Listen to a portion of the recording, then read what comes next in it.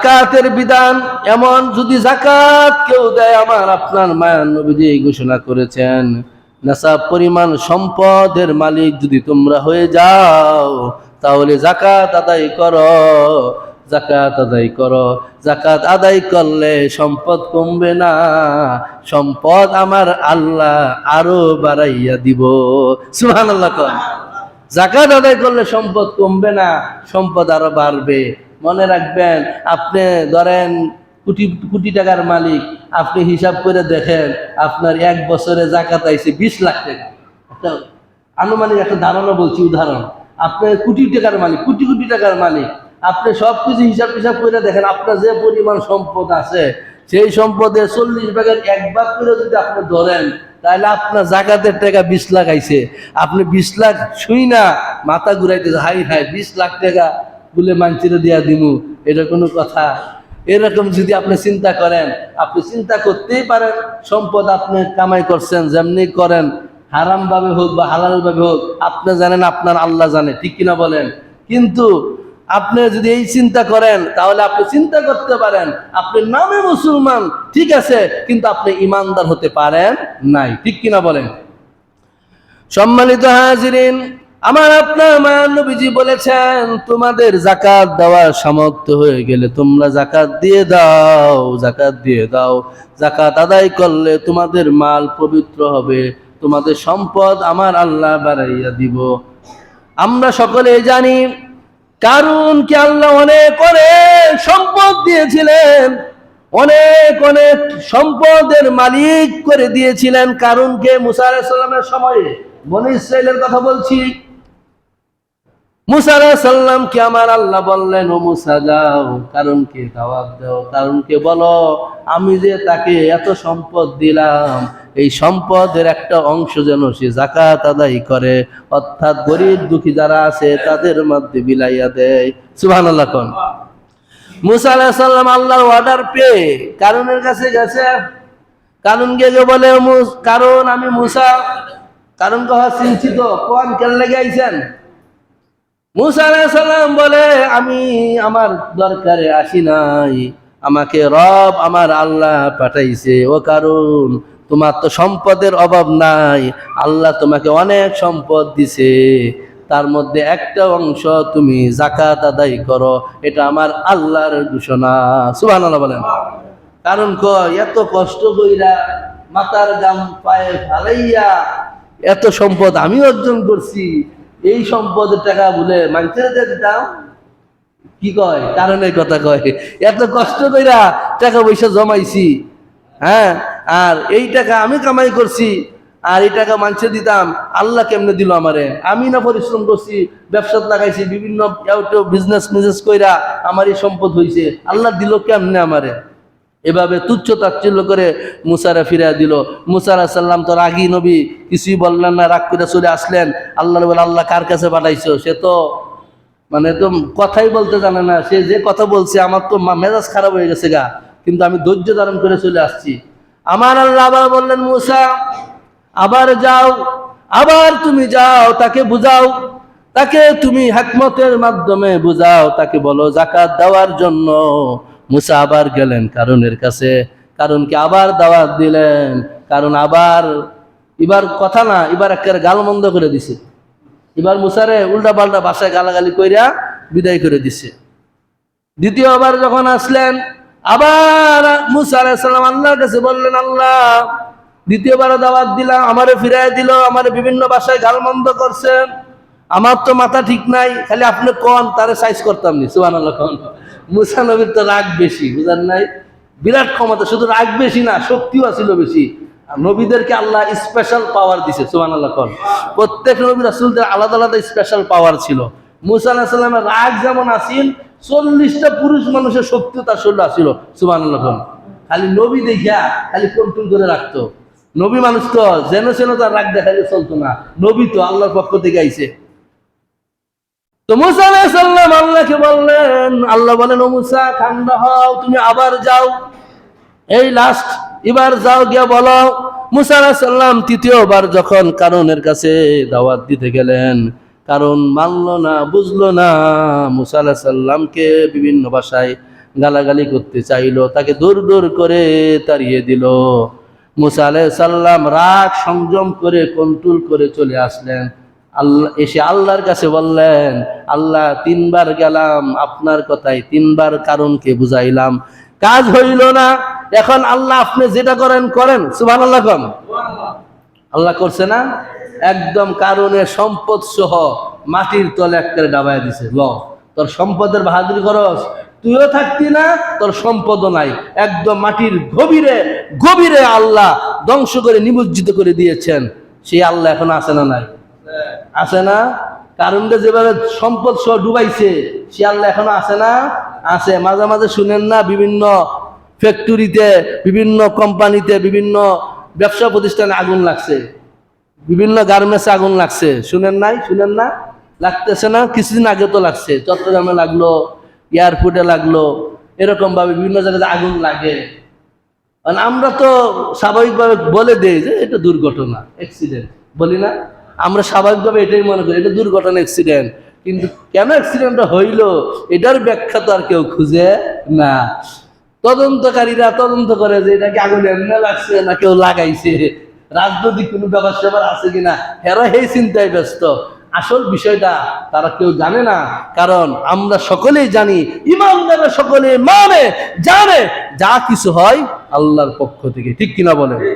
মানুষের কল্যাণ যদি হয় সেটাও আমার রবের পক্ষ থেকে, মানুষের ক্ষতি যদি হয় সেটাও আল্লাহর পক্ষ থেকে। তবে মনে রাখবেন, আমার আল্লাহ কোনো বান্দা বান্দির ইচ্ছাকৃতভাবে ক্ষতি করেন না, ক্ষতিটা আমরা নিজেরাই অর্জন কইরা লই, ঠিক কিনা বলেন? আমার আল্লাহ কখনোই কোনো বান্দার অমঙ্গল চান না। চাই কি বলেন? যদি চাইতো তাহলে তো আমাদেরকে এত এত কিছু করার পরেও, এত নাফরমানি করার পরেও আল্লাহ আমাদেরকে তো খুবই ধরতেন, যদি তত ধরার মতন ধরতেন। কথা বলেন ঠিক না? এত সহজেই আমরা দুনিয়াতে এত গুনাহ করে, এত উল্টাপাল্টা চলে আমরা পার পাইতে পারতাম না। কিন্তু আল্লাহ আমার দুনিয়াতে ছাড় দিতেছেন, কারণ আল্লাহ জানেন যে দিতেছি সমস্যা নাই, কিন্তু যতই কিছু ছাড় দিলাম একদিন তো আমার কাছে আসবি, ঠিক কিনা বলেন? একদিন তো তোকে আমার কাছে আসতে হবে। তুই বাহাদুরি কতদিন করবি, কত বছর করবি? 10 বছর, 20 বছর, 50 বছর, 70 বছর, 80 বছর, 100 বছরই ব্যাটাগিরি করলি কর, অসুবিধা নাই। 100 বছর পরে তোর কি হবে? তুই আসবি না? কবরে আসতে হবে না? এজন্যই আল্লাহ অনেককেই ছাড় দেয়, অনেকে আল্লাহর হুকুম অমান্য করার পরেও তাদেরকে অবকাশ দেয়, সুযোগ দেয়, আল্লাহ তাদেরকে সুযোগ দেয়। সম্মানিত হাজিরিন,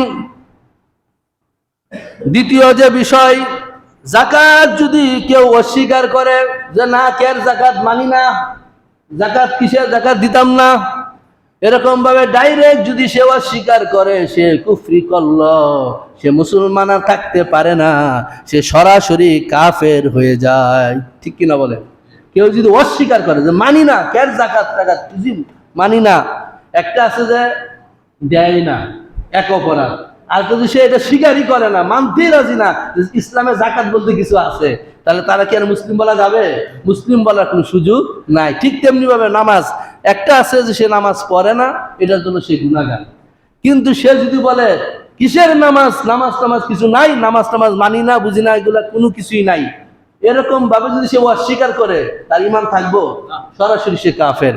এবং কি নবীজি বলছে, এরকম ভাবে ইসলামের মৌলিক কোন বিষয়কে কেউ যদি স্পষ্টভাবে প্রকাশ্যে সে অস্বীকার করে, তাকে হত্যা করা জায়েজ। তাকে হত্যা করা কি জায়েজ? এটা আমার কথা না, মাসালা বলতেছে, ফতুয়া বলতেছে। সম্মানিত হাজিরিন, যাকাত যদি কেউ না দেয়, হাসরের কঠিন ময়দানে মস্ত বড় অজগরে এক সাপ কিয়ামতের ময়দানে তার গলার মধ্যে পেঁচানো হবে আগুনের সাপ, এমন ভয়ানক সাপ। সেই সাপ যে যাকাত দিত না তাকে দংশন করতে থাকবে আর বলবে, দুনিয়া তুই সম্পদ জুগাইছিলে না, সেই সম্পদ হচ্ছে আমি। এই যে আমি অজগর সাপ, এই দুনিয়া তোর সম্পদ, তুই সম্পদ এমনি এমনি লাগাইছস, এমনি এমনি সম্পদ বাড়াইছস, কিন্তু কখনো জাকাত দেস নাই। জাকাত কিভাবে দিতে হয় কাউরে জিজ্ঞাসাও করস নাই, আলেমুল আমাদের কাছে মাসলাও জিজ্ঞাসা করো নাই, খালি সম্পদ বাড়াইছো আর বাড়াইছো, ভুক্ত করতে পারস নাই, এখন বুক কর, এখন তোর আযাব বুক কর। এটা কিয়ামতের দিবসে উঠার পরপরই তার এই শাস্তি শুরু হয়ে যাবে। নাউজুবিল্লাহ বলেন। জাহান্নামে তো আছেই, প্রথমে এটা শুরু হয়ে যাবে যাকাত যে অস্বীকার করবে। মা বোনদেরকে বলছি, অনেক মা বোনেরা রয়েছেন তারা যাকাতের হকদার, মানে যাকাত তাদের উপর ফরজ হয়ে রয়েছে, খবর নাই, ঠিক কিনা বলেন? অনেক মা বোনেরা আছে যাকাত তার উপর ওয়াজিব হয়ে রয়েছে, ফরজ হয়ে রয়েছে, কিন্তু সে জানেও না, বুঝেও না, খবরও নাই। কেমনে বলতে পারেন? যদি কোনো মা বোনদের গয়না থাকে, গয়না বর্তমানে স্বর্ণের দাম তো আপনারা জানেন প্রায় 2 লাখের কাছাকাছি, 2 লাখ, এখন কিছুটা কমছে, নিউজে দেখলাম 1,93,000 কত টাকা জানি, 10,000 টাকা কমছে, তো প্রায় 2 লক্ষের কাছাকাছি। যে মা বোনদের মনে করেন ব্যবহৃত জিনিস ব্যতীত, অর্থাৎ নাকফুল, সামান্য কানের দুল, সাইরানা বা কানের দুল, নাকফুল, এগুলো প্রয়োজনীয় জিনিস ব্যতীত অতিরিক্ত স্বর্ণ যে মা বোনদের সম্পদ আমানত রয়েছে, ঘরের আলমারির মধ্যে, সুকেজের মধ্যে তালা মারে, ওয়ার্ডরোবে তালা মারে রাখছেন, এটা পড়ে রয়েছে বছরের পর বছর, এটার কি যাকাত আছে না?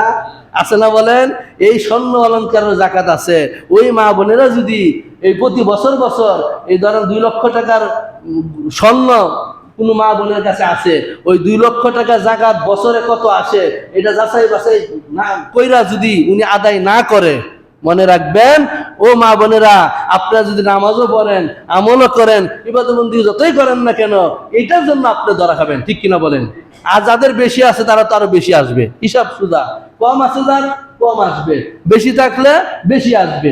এখন বিষয়টা হচ্ছে নেশাব পরিমাণ, বিষয়টা সকলে আমরা জানি যে এমন সম্পদ, নেশাব পরিমাণের সম্পদ যার মধ্যে অবস্থান থাকবে 1 বছর, এটা স্টিল থাকে, অর্থাৎ আপনার ভরণ পোষণ, যাবতীয় চলাফেরা, সমস্ত খরচ ব্যতীতও এই সম্পদটা আপনার অতিরিক্ত থাকে।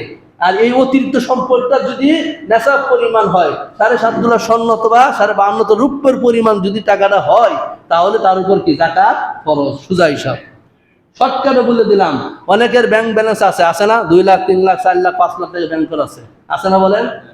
আপনারা ব্যাংকে টাকা রাখেন, ভালো কথা, কিন্তু আপনারা চিন্তা করতে হবে, ব্যাংকে যে আমি টাকাটা রাখছি, আমার সারা বছর ব্যাংক থেকে টাকা তুলে আপনি খরচ করেন, ভালো কথা, তো তোলার পরে সারা বছর খরচ করার পরে ও তো অতিরিক্ত অবশিষ্ট কত টাকা থাকে, ওই টাকাটা কি যাকাত আইনে কিনা, আসে কিনা, একটু চিন্তা করেন, ঠিক কিনা বলেন? একটু চিন্তা করে ওইভাবে যাকাত আদায় করে দিবেন। সম্মানিত হাজিরিন, এরকম আরো অনেক মাসালা বলতে পারি। যাকাত এমন একটা বিষয়, এটা সবার জন্য প্রযোজ্য না, মনে রাখবেন।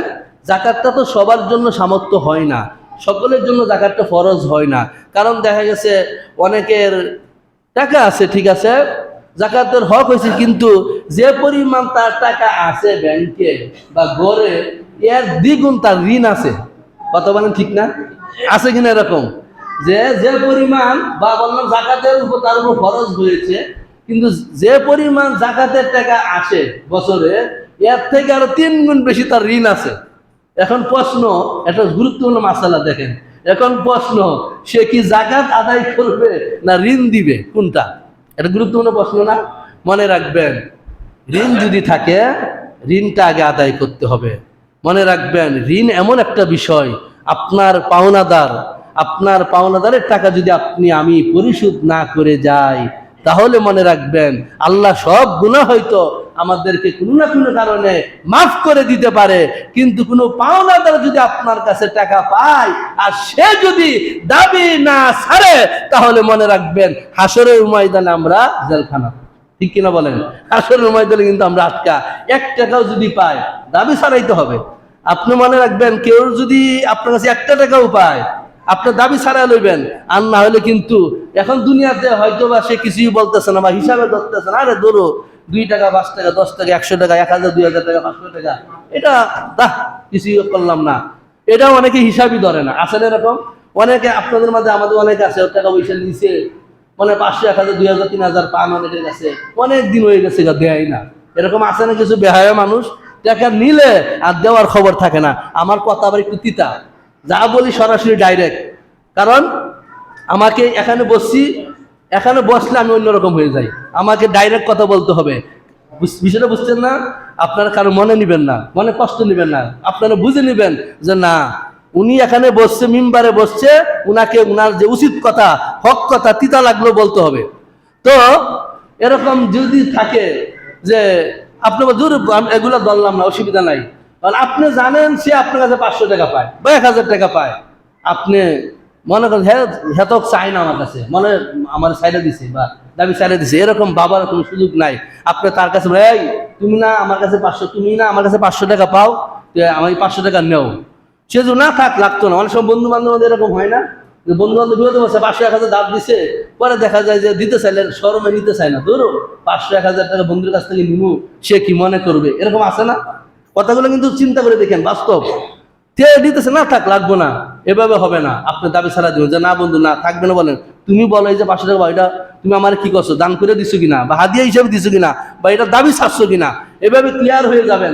এখন সে দুনিয়াতে হয়তো বলতেছে যে থাক দেওয়া লাগতো না বন্ধু, আপনার বন্ধু সম্মানের দিয়ে মুখের দিয়ে তাকাইয়া এই কথাটা বললো, কিন্তু হাসরের ময়দানে কেউ কাউকে চিনবে না, ঠিক কিনা বলেন?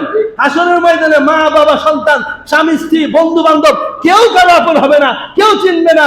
এখন সে হয়তো আপনাকে বলতে থাক বন্ধু দেওয়া লাগতো না, কিন্তু হাসরের ময়দানে আপনার এই 500 টাকার জন্য আপনারা সে আটকাইব, ঠিক কিনা বলেন? আর ওই যে পর হয়ে যাবে, তখন সবাই পর হয়ে যাবে, আর নিজের আপন মানুষটাই পর হয়ে যাবে, আর বন্ধু বান্ধব তো দূরের কথা। এই জন্যই ভাইয়েরা আমার মনে রাখবেন, কেউ যদি 100 টাকাও যদি পায় দিয়ে দিবেন। আপনি দিতে চাইলে সে যদি নিতে না চায়, যে না থাক লাগতো না বন্ধু আমি খুশি আছি, দাবি ছাড়া দিলাম, এটা তোমারে আমি খাইবার লাগে দিলাম বা তোমার চা ফান খাইবার লাগে দিলাম, এরকম যদি এক হাসি মনে খুশি মনে দাবি ছাড়ে, তাইলে সমস্যা নাই, ফেরেশতারা লেখা লাইব, সুবহানাল্লাহ কন্যা, ফেরেশতারা সাথে সাথে লেখা লাইব। কিন্তু দাবি যদি না ছাড়ান তাইলে কিন্তু খবর আছে।